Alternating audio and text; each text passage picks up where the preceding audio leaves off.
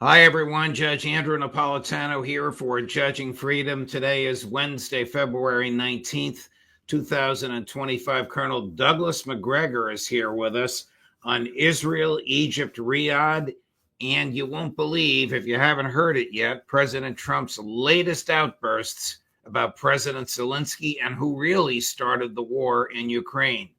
Colonel Macgregor, welcome here, my dear friend. Thank you for your time. What really want to ask you about the latest involving Israel and Egypt and a little bit about North Korea. But before we get there, first to Ukraine, what was your reaction to President Trump's statement yesterday that, and I'm quoting him, Ukraine should never have started the war against Russia? Well, I greeted that with a tremendous sigh of relief and also a certain amount of admiration for President Trump, because President Trump, when shown the truth, recognized it finally. And I don't know why it took as long as it did, but I'm glad that it reached him. And he's now telling everyone what you, I, and a lot of other people have been saying for 3 years. And this is the first dramatic step in the direction of normalizing relations with Russia, for which he deserves enormous applause and gratitude from us. Well, fully agreed. Of course, today, his words got even sharper when he referred to President Zelensky as, quote, a dictator who has canceled elections, who played Biden like a fiddle. Colonel, it almost sounds like he's watching the show, but your thoughts on that? Well, I don't think it's very difficult to play Biden like a fiddle, let's be frank. I think a lot of people fiddled with Biden for 4 years. And the people most mightily responsible for the big lies and the terrible, terrible things we've done to the people of Ukraine, as well as to the Russians. I mean, we're mightily responsible for over 1 million Ukrainian deaths and almost 100,000 Russian deaths. And it's a good thing. It's also a courageous thing that he stood up and said it. But Zelensky is a criminal, and I think that's begun to sink in. And perhaps Elon Musk and his friends can do to Zelensky and this terrible government in Ukraine what they've done here. We might as well expose this entire fraud.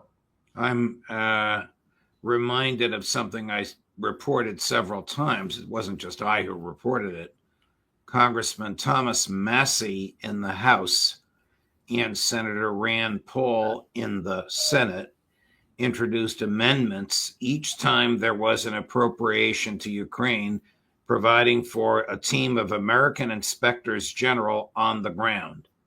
The Republican Speaker of the House, and at the time the Democratic Majority Leader in the Senate, would not let either of those proposals come to a vote, Colonel. Yeah, well, this is the uniparty. And once you move past Senator Paul and obviously his father, who's a great man, and Thomas Massie, who's a man of enormous character and backbone and intelligence, there isn't much hope. People don't like to stand up to falsehoods, especially when it pays handsomely to support falsehoods. How shrewd was it for Foreign Minister Lavrov in his opening statement yesterday you'll see in a minute why I'm smiling, in his opening statement yesterday in Riyadh, looking right into Secretary of State Rubio's eyes, also looking at Steve Witkoff, to remind the American delegation that as a result of Joe Biden's sanctions, American businesses lost in the past 3.5 years, $330 billion in income. Yep. This is what no one in Washington has wanted to admit. And I'm a little disappointed because Secretary Rubio has announced that we're not lifting sanctions just yet. Oh, I can't believe that. But anyway, I'm sorry for interrupting you. It just personally aggravates me. Yeah, I don't know if he consulted with the president. I think the president has rightly decided this is all nonsense. The sanctions need to be lifted completely. He wants to normalize relations with Moscow. He needs to make that abundantly clear to Secretary Rubio, because this is a very unnecessary and insulting remark, as though, first of all, we've had any effect, and we haven't. If anything, you and I know Russia is stronger and more capable today than it was 4 years ago. And much of that is due to us and our stupidity. Not that I object to a strong Russia. You and I never have. We see that as a positive thing on the world stage. It's not a negative thing. Right. But Rubio, I don't think is completely on board yet. Now, I don't know about Steve Witkoff. He strikes me as being someone who's a little more savvy, and he has the president's trust and confidence. It's been my experience that when you listen to the people in the room speaking, I'm talking about the Americans, the one man who says almost nothing is usually the smartest, and that's Witkoff. And I think Lavrov was trying to make a point. And the thing we have to understand now, and I'm sure President Trump grasps much of this, there's no trust between them and us. That's been completely destroyed. This insistence on this false narrative about Russia's criminality, Russia's responsibility for what happened, Russia's atrocities, all this nonsense, that's not going to be forgotten quickly. Not just by the government. People here in the United States don't understand. The entire Russian population remains enraged. And just because we step forward and say, look, this was wrong. And, from the very beginning, I kept urging publicly, because I have no way to address the president directly, stand there and tell everybody, this is not my war. I didn't start it. I don't want it. And I'm going to end it and let it go.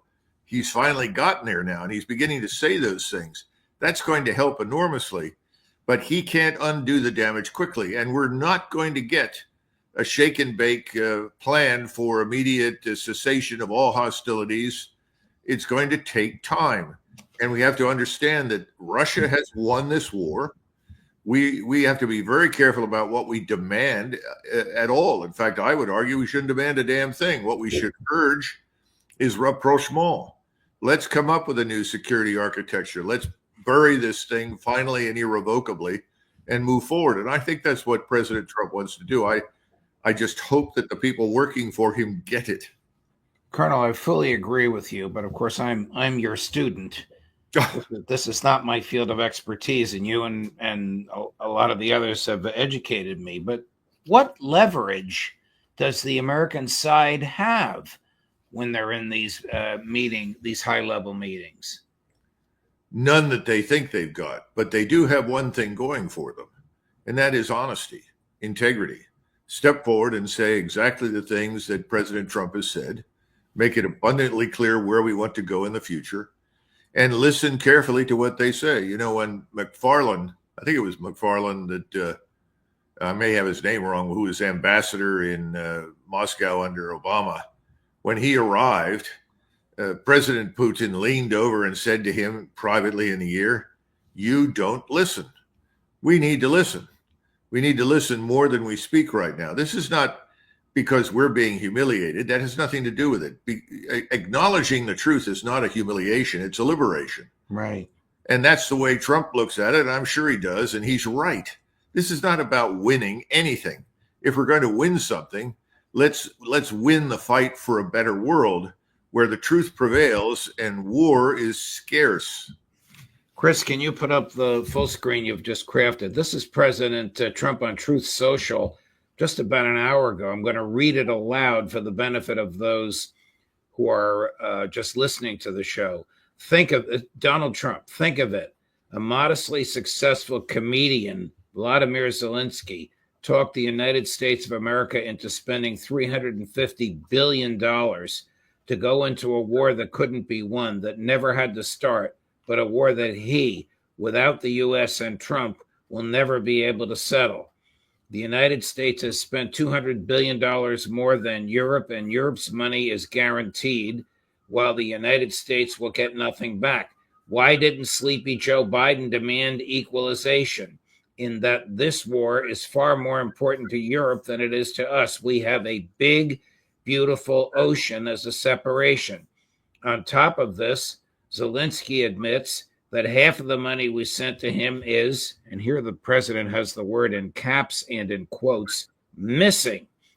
He refuses to have elections, is very low in Ukrainian polls, and the only thing he is good at was playing Biden like a fiddle. A dictator without elections, Zelensky better move fast or he's not going to have a country left. In the meantime, we are successfully negotiating an end to the war with Russia, something all admit only Trump and the Trump administration can do. Biden never tried. Europe has failed to bring peace, and Zelensky probably wants to keep the gravy train going. I love Ukraine, but Zelensky has done a terrible job. His country is shattered, and millions have unnecessarily died. And so it continues. Colonel Macgregor. Yeah, it's a remarkable and brilliant formulation. I mean, it's 99% correct. The only point I would make to him, I know he points to these oceans, and this is more important to Europe than us. And there's a certain amount of truth to that. But Russia is also a Pacific power. Russia is also a power in Central Asia. And Russia is enormously important to us from the standpoint of its influence and its leadership in those areas. And obviously, Russia's close relationship with China, which is a de facto alliance, is also important. If you're interested in peace, and I think President Trump is, and you'll recall many times I've said, if he'll just follow his instincts and ignore the stupidity that's issued from people's mouths around him, he will be enormously successful and we will have peace. Well, now you've seen it, and thank God for it. But we need more than just a normalization. We need a good relationship with Moscow. And together, we can have enormously positive impact. And frankly, it can help us with China and Northeast Asia. And we need help and assistance there as well. So these negotiations, which will continue behind the scenes, which will continue to exclude Europe, which poignantly will continue to exclude President Zelensky or anybody from Ukraine. What are the prospects for a meaningful, global, big settlement? Well, as this progresses, and I'm assuming that it will, and we exercise some patience, and we send a team that's prepared to sit there for 6 months, not just 6 weeks, work carefully with the Russians to craft this new security arrangement, Europe will inevitably come along. Both President Trump and President Putin understand that the governments in Europe are about to change. They're swinging decisively to the right, not to the far right, contrary to what people say, but to the right, and to a nationalist right that seeks justice for its own population, security for its own population, borders that are meaningful, language, history, identity, culture, all of those things wrapped together, which is exactly what Russia stands for, which is, I think, one of the reasons Biden and the globalist community were so interested in trying to destroy it, because Russia was a metaphor for everything they hate and despise.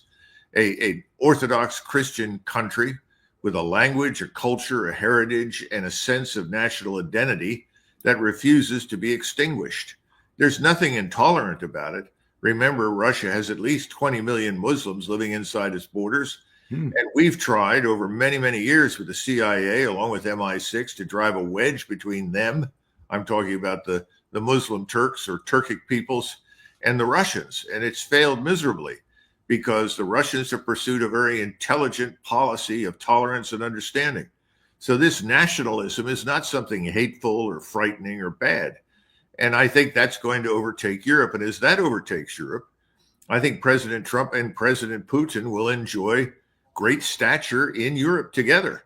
They will both be seen as people that have brought something very positive back to Europe that, frankly, has been missing. And you know that from your trips to Italy and Switzerland. This is something that could be enormously good for them. Now, as far as the global picture is concerned, that will take time. But if we hammer out this new security architecture with the Russians, it makes sense, and work with them, then I think our position with the Chinese will also improve greatly. The Chinese, as we've discussed many, many times, they are not about war. They don't want a war. They're about business. And, it's like the old story, if you leave your wallet on the table, somebody's going to pick it up and take it. Well, if you expect the Chinese to stand around and not take your IP when you present it to them in your own laboratories and universities, well, you're crazy. So we have some policing and work here at home to do to safeguard ourselves. But there's no justification or rationale for war with China. So all of this works together. And as I said it earlier yesterday, if President Trump presses forward in these directions, I would think he and probably President Putin jointly could receive the Nobel Peace Prize for what they're doing.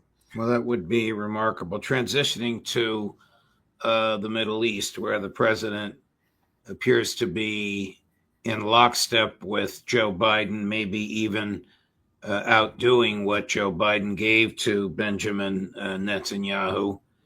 Ritter informs us that some of these Moabs, the mother of all bombs, you're more familiar with this than I am, are of such weight and size and magnitude, the Israelis don't even have planes from which to drop them, meaning American planes would have to do so. But before we get to the specifics, are IDF troops in Egypt as we speak, Colonel?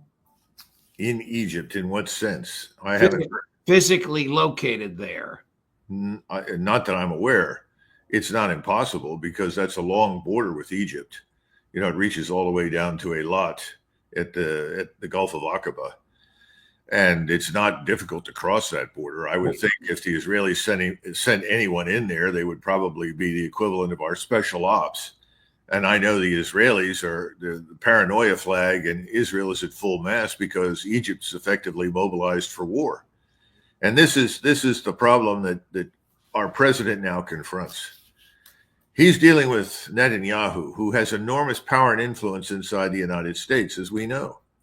And he has tried to fulfill his promises to Miriam Adelson and others that contribute a lot of money to him. But he's put himself now at great risk. And I'm talking about President Trump and us. Because Netanyahu, ultimately, at the end of the day, is going to do what Netanyahu wants. And right now, whatever we think, he thinks that he has an opportunity to reshape the Middle East to Israel's preference.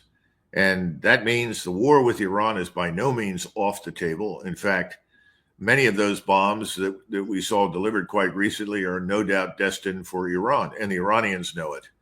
They also are quite confident that they have us to support them in whatever they do, certainly with air and naval power. But they're also aware that Egypt and Jordan are now both on the precipice of boiling over into war with Israel. What is the Egyptian strategic dilemma right now?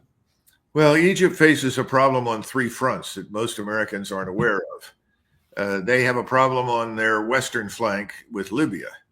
Libya, as you know, we removed Gaddafi, and it went through a terrible civil war. At the moment, it's roughly divided in the middle. And General Haftar, who was a former CIA asset that used to live in Annandale, Virginia, is leading the forces in the east of Libya. And it is really Mr. Erdogan, the Muslim Brotherhood, and the Turks in the west.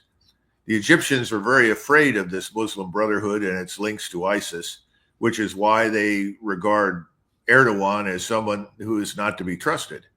And then to the south, they have a problem in Ethiopia and Sudan. It's a water problem. And the Israelis have been down in Ethiopia working with the government, cultivating support to dam up more of the Nile River, with the full recognition that if they dam up any more of it, not much water is going to reach Egypt. And that's going to put Egyptian agriculture and industry and the economy at very severe risk. So now they're looking at the Palestinian issue.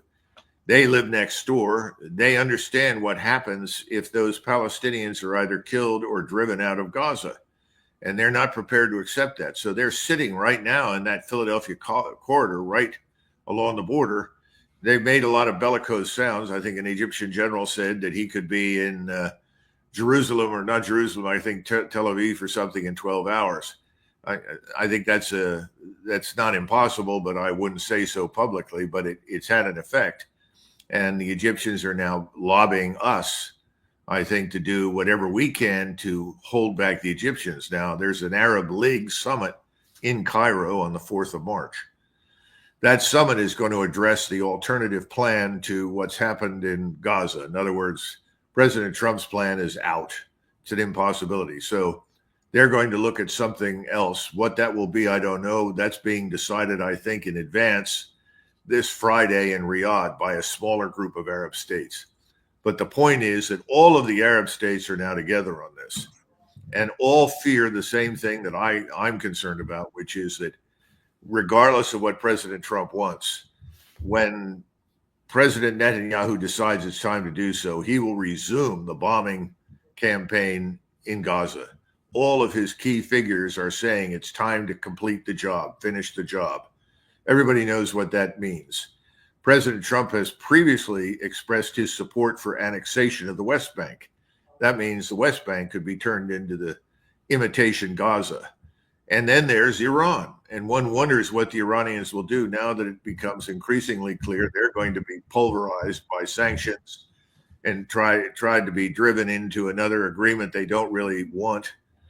It's a bad situation. We don't know what could trigger it, but all of this could blow up on our faces. If Donald Trump is a man of peace, and he certainly is manifesting that with respect to Russia and Ukraine, and even in an ancillary way, Europe, why is he supplying Israel with more weapons than it could possibly use? And why did he tell Netanyahu he'll back him up if he goes back into Gaza and starts committing genocide again?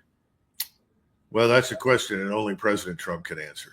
And we know that President Trump is surrounded by people that are very much acolytes of Mr. Netanyahu and the Likud party. And it's not surprising that he takes that position. But as this begins to worsen, and I think it will, I really think the region is going to blow up. I've said March. It could be earlier, but I think March. If that happens, Iran will come into it. And inevitably, the Turks, who have been sitting on the sidelines, happy to cooperate with us and the Israelis in order to regain control of Syria. Note that all of the principal members of the government in Syria now, we're talking about this Jolani-led organization, they are Turkish citizens. That's no secret. So the former terrorists or the present terrorists, the HTS people, are Turkish citizens? Yes, that's being reported widely in the Arab press. And again, now, if you're a Saudi, if you're an Emirati, you have mixed feelings about this. Remember, the Turks ruled the whole region for many, many hundreds of years. And the experience the Arabs had with the Turks is quite mixed. I'm simply pointing out the realities. And at some point, the Turks will not be able to stay out of this regional fight. So, President Trump has got a very difficult path ahead. And that's why it's very important for us, to the extent that we can, and I think he understands that, to regain a better relationship and put us on a better track with Russia. The problem is that Russia will not abandon Iran if Iran comes under attack from Israel. And you're right, the bombs that you mentioned are very heavy. And normally we've delivered those with heavy bombers. In fact, the original Moabs were literally rolled out of the back of a C-130 off the ramp and dropped on Saddam Hussein's fortifications on the Saudi border. Wow. So this is not something that you can deliver easily. Now, what does that mean? How did they do it? I don't know. But it's frightening. And I wouldn't underestimate the Israelis, their ingenuity or ability to deliver those weapons in some fashion that we haven't even thought of. Colonel, last subject matter, is something going on with respect to the Koreas, North and South, that we should know about? Yeah, you realize that the coup is passed. The previous president is going to be impeached and imprisoned. He was a sellout to us. He was seen as an imperial proxy or a puppet of the United States. What happens next? The Koreans now realize more than ever that we are leaving Korea. Now, why do I say that? Because President Trump spoke publicly and he said he would be open to South Korea having its own nuclear arsenal. Now, setting aside whether South Korea even wants that and whether or not that's necessary, that's another discussion. The important point here is that President Trump, when I last spoke to him and he asked me, how long have we been in Korea? I said, sir, almost 80 years, almost 70 years. And he said, my God, that's ridiculous. He strongly feels that these overseas garrisons that are attached to this thing that we call informally the empire should be dismantled. How many American troops are there? I bet he was startled at that number too. Well, there are 23,000 troops, and there are another 3,000, I think, Air Force. But that's not the only picture here. The larger picture is that if you remove us from the peninsula, I don't think there will be a war, and I don't think the South Koreans need a nuclear weapon. If you're going to do that, you need to do a couple of things. First of all, you have to talk to President Xi. Now, why do I say that? It's not because he loves North Korea. President Xi would like nothing better than to get rid of North Korea. Why? He's in the same position that the Russians were in or the Soviets were in back in the early 90s. I've got East Germany and West Germany. Which Germany do I really want? And the Soviets said, well, obviously, we really want West Germany. It's productive. We want to trade with it. We want to do business with it. This East Germany is a problem. And so East Germany was dropped. It literally went out of existence overnight. I think you're going to see something similar eventually happen on the peninsula with North Korea because it's a burden, not an asset. The only way North Korea has survived is because of Russia. And that's because both the Soviets and their successors saw that North Korea was a useful strategic hedge against us and Japan.